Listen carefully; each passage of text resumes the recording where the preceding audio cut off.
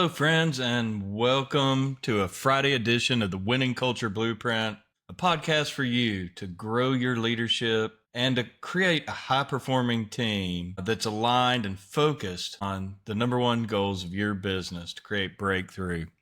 Today, I want to start out talking about high performance on a personal level.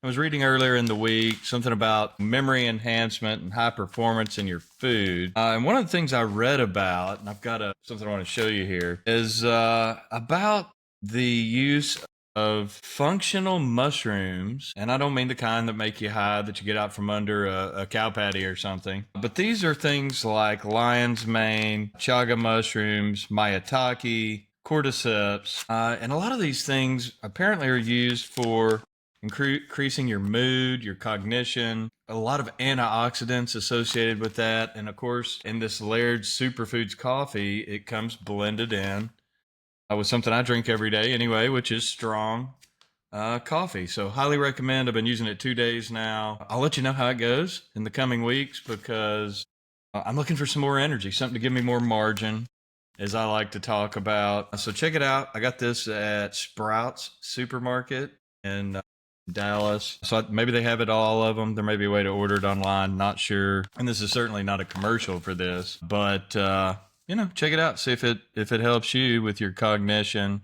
memory, mood, perhaps a little extra energy, which we could all need, especially on a Friday afternoon like it is here today. So here's what I want to dig into today. I've been talking a lot about the 5 dysfunctions of a team. Or better yet, what are the attributes of a high-performing team that is cohesive and gets things done, not just for their departments, but also for the team one as a whole? You may remember in some of the prior episodes, we talked about the first 2 dysfunctions, the first of which was absence of trust. And if you want to flip that on its head, a high-performing team has trust in each other. They feel comfortable having hard conversations. They're vulnerable, and they admit mistakes. There may be signs that you have a lack of trust in your business. If there's lack of open discussion, guarded interactions, mistakes are hidden, or there's low engagement. You can usually tell that in a meeting pretty darn quick, especially if you're an outsider looking in,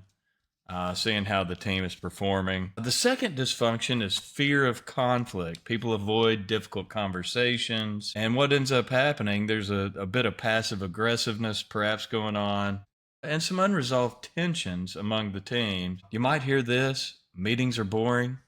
It's because they're not playing out the issues that the team is having, and they walk away even more frustrated. Today, I want to talk about something that's super, super important. It's the third dysfunction of a team, as outlined by Lencioni in the book, and that is lack of commitment. The question is, how might that show up? How would you know if there's a lack of commitment on your team one? And some of the easy ways to understand that is people aren't following through with what you've agreed on, either in your meetings or other ways that you make decisions as a team. They come off as half-hearted, and sometimes, real opinions aren't voiced. People just nod along. There's no follow-through, and perhaps you even see some missed deadlines, which is super painful, especially for those folks that did what they were supposed to do and are ready to take those next steps in the process. So one of the things I did today, mostly to make my job easier in running this podcast, is I asked some friends that run businesses some questions. And what I asked them is, what questions do you have about commitment and getting people to commit to the overall actions of your business, even if they might not be completely in congruence with the way the team has decided. And, a couple of things come to mind to start before we get into the Q&A.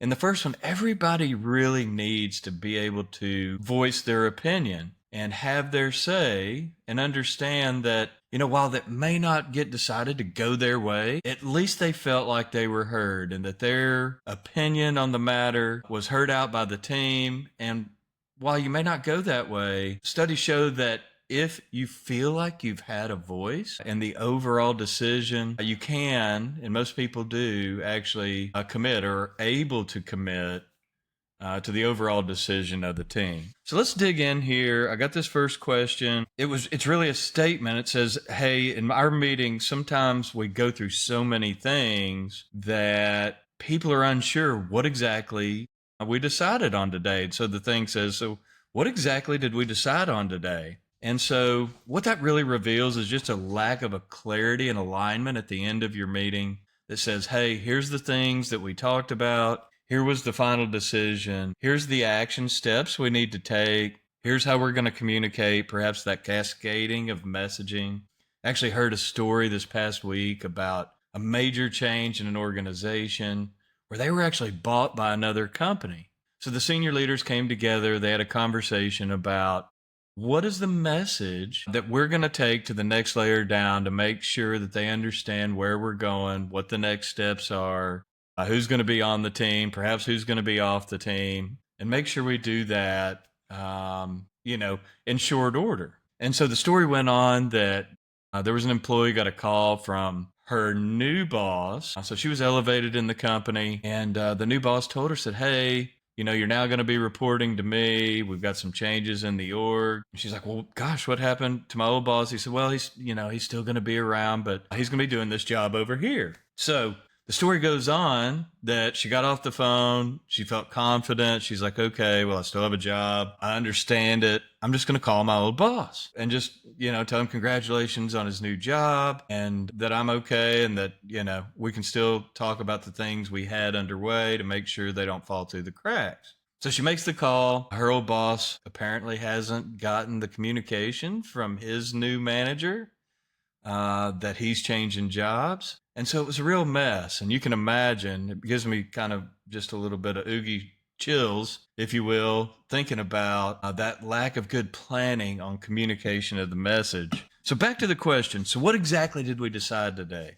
So the idea on how you solve this problem is just come up with a clear summary of the decisions you made during the meeting and what you're going to do about it, how you're going to communicate it, what does the cascading and the timing of that look like, and assign specific owners for each of these actions along with deadlines so you know that by X time, this is likely done. You can check up and just make sure, are we on track? Are we on pace to make sure that the rest of the organization understands and is aligned? Gives them a chance to ask questions about the why and give their feedback as well. So you can circle back around in pure cliche fashion to understand what are people feeling and how do you deal with that. The second one here, super interesting, and I think we probably hear this a lot. It says, should we wait to tell the rest of the team until we know more? And I think, this is a dangerous question because I'm going to answer it as if you made the decision in the room, everybody's committed to it, everybody's agreed to it, and most of the time the answer is no, don't wait. You've got the information you got, a decision had to be made, and while you may have to change down the road, that sometimes happens, sometimes you have to pivot. I think it's super important to communicate early. That way it doesn't seem like you're making decisions haphazardly. There's sort of an understanding about why the decision was made at the moment. And knowing that things aren't always perfect. Sometimes things happen. And you may have to pivot later down the road. But to get on board with what's going on and support it, people need to know what's happening. It's communication. It's clear communication is only kind to let people in the loop, assuming it doesn't, affect something legally or ethically in what's going on in the business. So this kind of addresses some of that right here. The next question is, what if this doesn't work? Do we have a backup plan? Might be a question that gets asked in the room. I think it's super important at this point, you just clarify the decision that was made, what you're going to do. And most importantly, why did we make the decision? Was it a timing thing? Was it solving a problem that was really causing issues in the business and keeping you from getting things done? And sometimes this is a good opportunity to say, hey, honestly, we know this is a calculated risk that we're taking. And while it's a risk, it's one that we've weighed out the pluses and minuses, and we're willing to take it. So we all need to get behind this. We all need to be pulling in the same direction, because clearly if we're not, then it probably won't work. And we've made a waste of our time inevitable. And finally, the final question I had here, or statement, it says, wait, weren't we doing something different last week? And, this is where confusion comes in. And I think it's honestly, it's a good thing to do, to just sit in the meeting and just acknowledge, like, hey, guys, this is a pivot. This is a change. Change happens. And we make decisions based on the best information we have, the timing we need to get it done in. And yeah, it's a pivot. If it causes confusion, we understand that. So we need to be able to explain, here's why we pivoted.